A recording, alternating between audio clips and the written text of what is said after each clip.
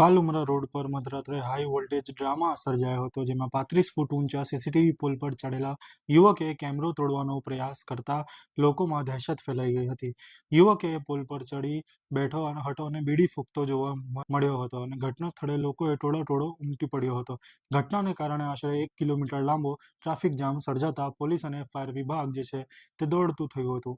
વૈષ્ણવજન તો તેને કહીએ જે પીડ પરાઈ જાનાને રે.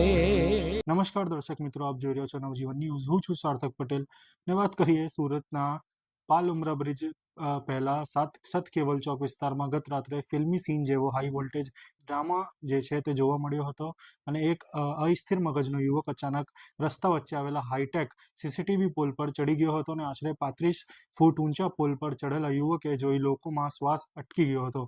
યુવક ઉપર પહોંચ્યા બાદ ક્યારેક સીસીટીવી કેમેરો ખેંચવાનો પ્રયાસ કરતો હતો તો ક્યારેક આરામથી બીડી ફૂંકતો જોવા મળતો હતો.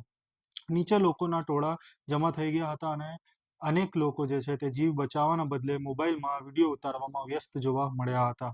સમગ્ર ઘટના જે છે તે સોશિયલ મીડિયા પર ભારે વાયરલ બની ગઈ હતી. ઘટનાની જાણ થતાં જ ઉમરા પોલીસ અને બાદમાં ફાયર બ્રિગેડની ટીમ જે છે તે તાત્કાલિક ઘટના સ્થળ પર પહોંચી ગઈ હતી અને પોલીસ યુવક સમજાવીને પ્રયાસ કરતી હતી, પરંતુ યુવક નીચે ઉતરવાનો તૈયાર નહોતો. અંતે ફાયર જવાનોએ ખૂબ જ સમજદારી અને શાંતિથી વાતચીત કરી યુવકનો વિશ્વાસ જીત્યો હતો.